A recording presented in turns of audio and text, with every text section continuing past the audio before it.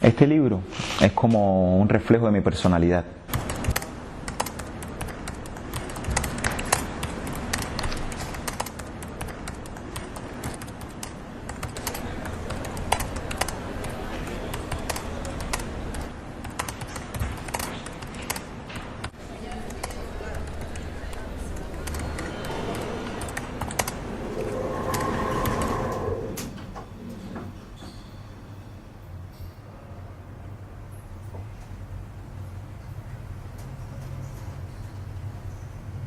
Mi transición del mundo de la música al mundo de la literatura, yo diría que todavía está teniendo lugar y que posiblemente nunca acabe, porque yo no me planteo estos mundos como mundos separados.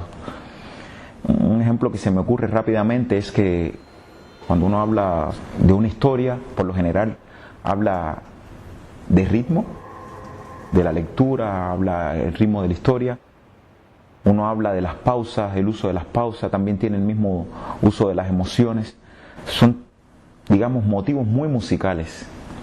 Y cuando escribo una historia, incluso después cuando estoy editando la historia, me la planteo con las mismas características que me planteo hacer una obra musical.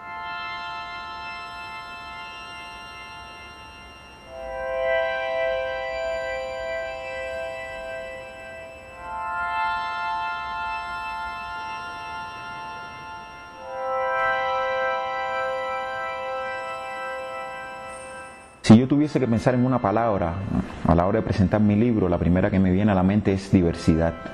Con diversidad yo me refiero, por ejemplo, a considerar la realidad quizás como una especie de universo atemporal.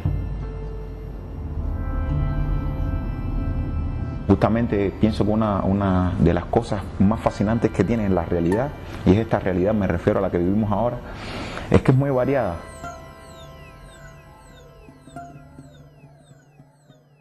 Otra desaparición de un Mesías. Después de meses de infructuosa búsqueda, en el templo se tomaron una pausa. El rey Salomón estaba impaciente, esperaba con ansias la reencarnación del Hijo en la tierra, palabras divinas que lo guiasen en la desazón de las batallas contra Adad, el edomita. Fue ahí, en la 30ª sesión del ritual, donde tuvo lugar el descenso. La tensión en el ambiente se debía a que, en ese momento de apertura terrenal, el demonio podría adelantarse y poseer al cebo, lo que sería una desgracia, porque entonces éste habría de ser sacrificado. Como compositor, principalmente en los últimos años, yo empecé a hacer como una limpieza en cuanto a texto dentro de las canciones. Y entonces yo en el último tiempo empecé a simplificar y hacer un poquito más equilibrio, como tratar de buscar más armonía, melodía. Y entonces empecé a reducir, y llegó un momento en que dentro de una canción solo tenía un par de palabras. Y ahí pasó algo muy interesante, que fue como una especie de explosión interna, así algo con las emociones. Y es que renació de nuevo en mí la necesidad de contar mucha historia, de sacar imágenes. Y una noche recuerdo que estaba durmiendo y tuve ese impulso y me desperté y empecé a escribir. Recuerdo que lo hice con el celular, me puse con el celular así, a escribir. Y fue de un sentimiento así salió la primera historia. Y bueno, a partir de ahí eso ha sido como mi bim bam personal, es como yo lo llamo, ¿no? Porque es una especie de explosión que hubo y que hasta hoy está durando, ¿no? Se sigue expandiendo. Y yo pienso que este libro, Imágenes y Figuras, es un reflejo bastante claro de esta forma mía de plantearme la existencia.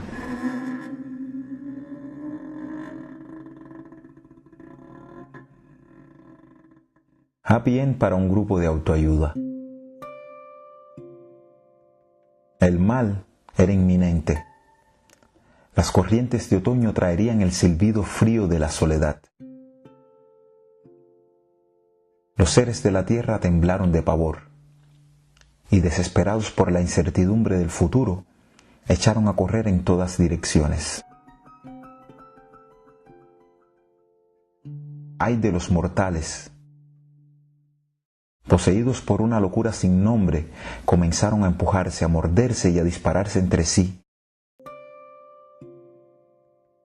con el único fin de ocupar el mejor refugio. Mas esto no habría de bastar. La soledad, con su firme rumor de agujeros sin salida, se aproximaba gris e inevitable. Nadie sabía qué hacer para eludir el sufrimiento. Los seres, terrenales como eran, huyeron hacia las cuevas. Pero ignoraban que este mal no llama a las puertas. Arrinconados en la húmeda pared del fondo, con los ojos cerrados y el corazón en un hilo, escucharon cómo la soledad se acercaba canturreando un murmullo desgarrador que les vaciaría el alma.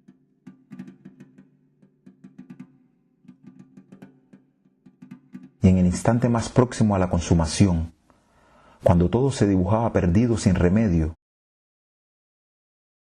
guiados quizás por la sabia voz del instinto, se abrazaron.